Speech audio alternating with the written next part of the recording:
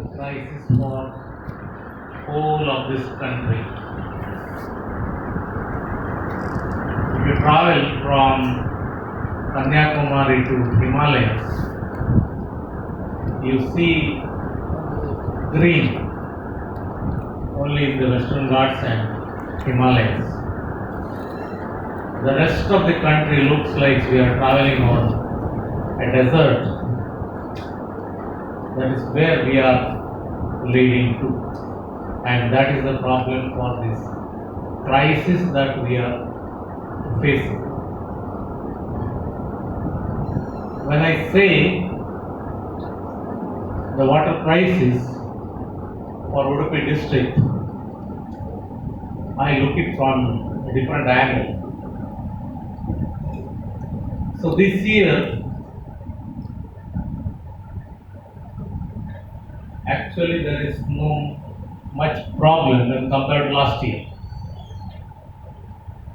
Last one decade we are facing this problem, and according to me, this year if there is a water shortage for Udupi town city, it is because of silting of the reservoir. The Baje dam is not being silted because of the earthwork that is happening in the catchment area of river Swarna. Lot of soil erosion happens, and it comes and settles wherever there is a dam, and it has to be desilted after the post monsoon, that is somewhere in January or February. It has to be desilted so that the capacity of the reservoir increases. If the capacity is increased by 20%, our problem will not come. We had shortage only for a month, and that could have been solved by desilting. That is not happening because of the, I think perhaps there is a sand mining lobby also. So this kind of problems we are not solving at the grassroots levels, and then trying to find out solutions. And we need water for drinking and domestic purpose. We need water for industries, and we need water for agriculture. Varahi project initially was for irrigation. When I came to Manipal way back in 1984, I could see the ongoing Varahi project, and even after my retirement, the project continues. And I could see several people prospered in this process. It was not the district, not any one agriculturist in the catchment area told, I depend on Varahi canal. Everywhere canal is there. Whenever it comes, people use, and there is no guarantee that water will come. I can go for an agricultural. So people go for alternate, that is the bore wells, and this mad cash crop, areca. So that is the one which gives most profit, and it is a demon crop. It requires water for every 4 days because its roots are only 3 to 4 feet surrounding the tree, and you don't give water after 4 days, it will start. And that is the problem throughout the district and throughout the state. I visit several parts of the state, and unfortunately, I would like to share. Last time I visited one small village in Shivasi, Malnad, where 4,500 millimeter rain is there. everybody has gone for areca cultivation, 2 acres, 3 acres, small holdings. And this areca cultivation is done based on the water they withdraw from the borewells.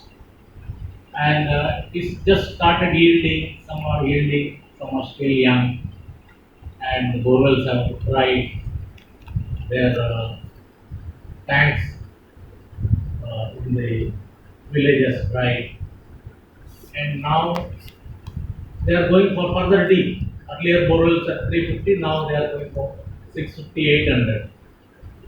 And some of the borewells completely dries, and this areca garden also dried, and there is no water for birds or animals anywhere in the surroundings. Everything depends on borewell water. I told the farmers there, after 5 years down the line, you have to leave this village for want of water. There is no water for your areca, there is no water for your drinking.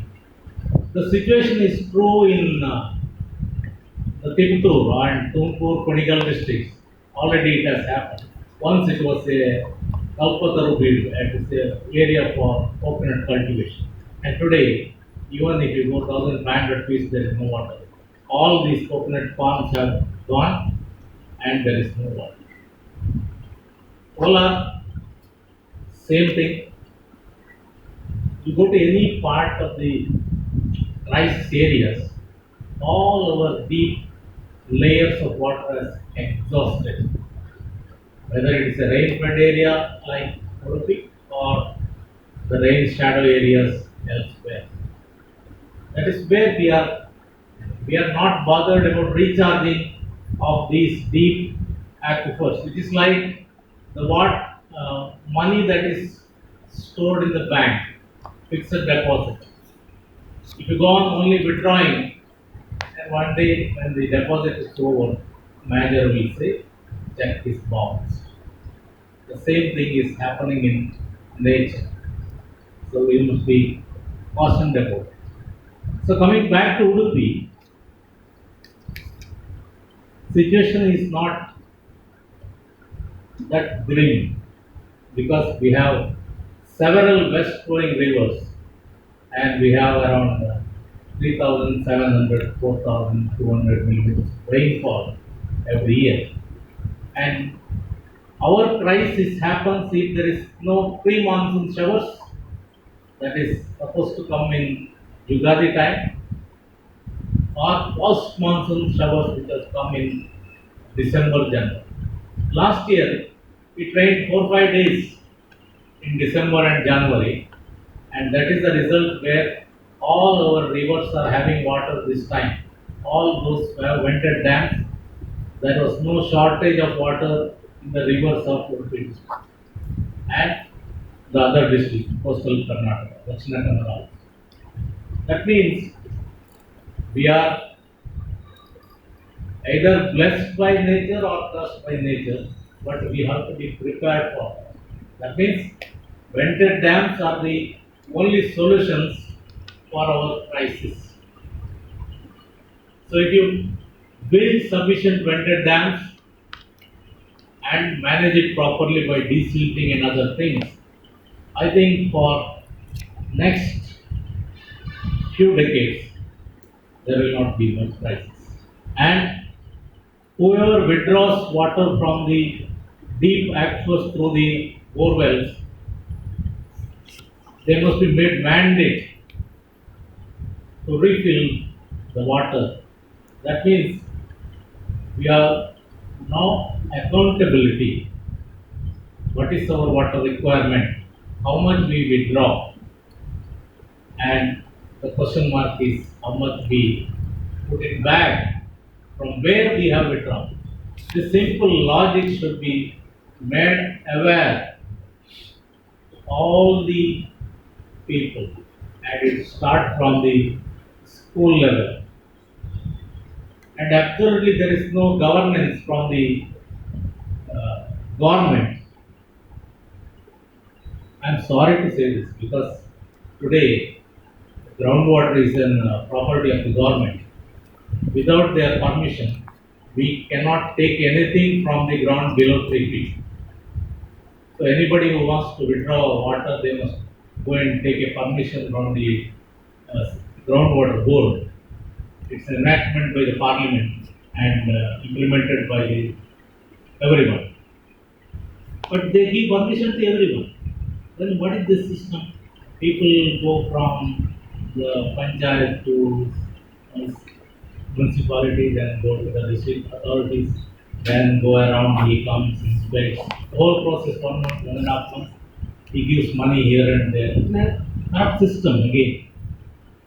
And there is no monitoring again.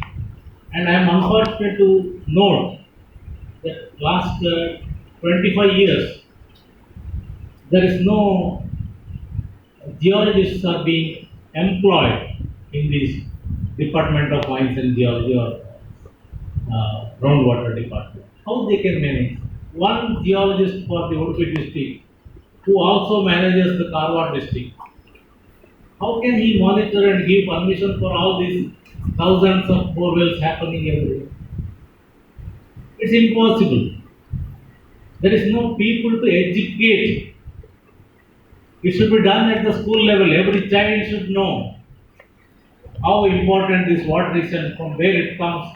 It is like nowadays there is no cows in the home. Milk comes in the sachets. The child doesn't know that cow has to be there. Somebody has to go behind it and get milk. Similar system has come for water also. Unless there is an awareness from the child level, this problem will not be solved. So coming in particular to Udupi district, we have three important geological setups. One is the coastal belt. So we have the unique Parashurama Srishti from Ejamadi up to the Baindu. Around 12 kilometers, sea has gone back, and all that we see from the western side of the national highway is the deposit, sea deposit, around 30 to 32 feet, around 10 meters.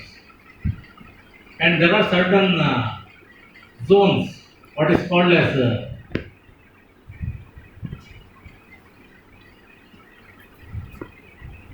groundwater flowing zones. And groundwater flows in such a volume that it exceeds the river water. ನಮ್ಮ ಹೊಳೆಗಳಲ್ಲಿ ಏನು ನೀರು ಹೋಗ್ತಾ ಉಂಟು ಅದಕ್ಕಿಂತ ಜಾಸ್ತಿ ಅಂತರ್ಜಲ ಸಮುದ್ರವನ್ನು ಸೇರ್ತದೆ. ಸೊ ಅಂತ zones it are called SGD, submarine groundwater discharge zones. And there is ample amount of water going there. We can tap zones and substitute in those areas. It's freely available. We need not invest anything on that. Just a small tube well of 30 feet, which can be done in a day by an expert, and you can pump fresh water from that. So we have to go for all these kinds of solutions in the coastal belt. And of course, there is salt water intrusion.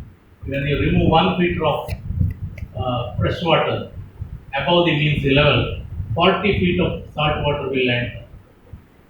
So those problems have to be encountered by educating the people that you must have large diameter open wells and pump intermittently so that salt water will not enter into the system. And next to that we have the rolling topography, what is called as hinterlands.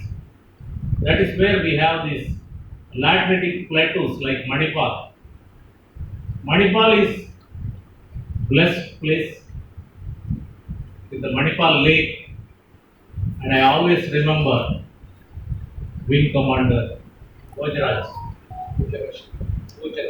Bhojaraj is here.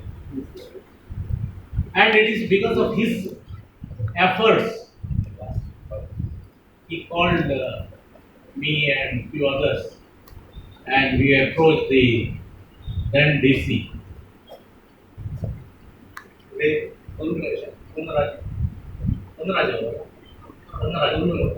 Kondaraju and then Reju, and they agreed to finance, and he stood from morning sunrise to sunset and removed all the silt and filled on the other side and made this lake from a cricket ground to the lake back.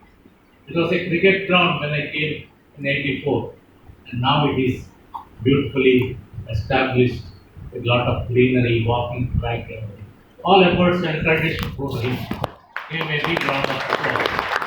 If there are one people like that in every village, I think we will not have one problem.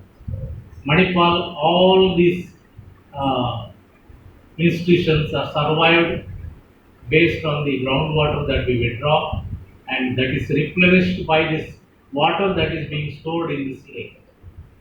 So similar lakes can be maintained in all along the hinterlands or the plateaus, right from Mulki up to the Baindu, all these Padavus, what we call. There are already lakes. Only thing is you have to desilt it and see that water properly is down. Then we have the Ghats.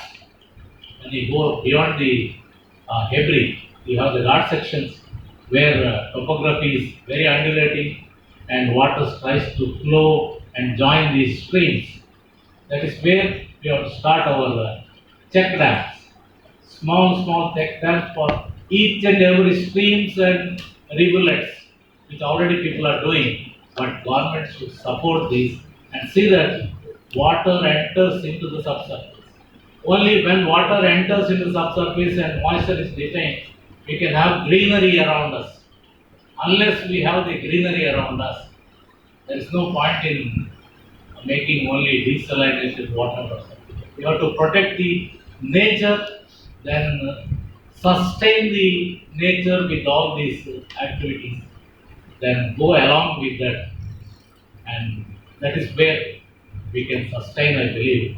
Of course, the solar energy is there, desalination plants can be held, but again the pipelines, again the contractors will come, and one more Varahi will appear again, and every year they go on sanction uh, thousands of crores, irrespective of the parties. Every party comes to power, sanction immediate 5,000 crores for ethanol because it is new pipes project. Yes. I don't want to speak about that. And we are really blessed with nature, with this rain, with this geological formation, and so many rivers passing through this. I think we should go with nature and only as a substitute, just like when we get admitted to the hospital, we take IV fluid and other things. I think we should find out partners. Thank you very much.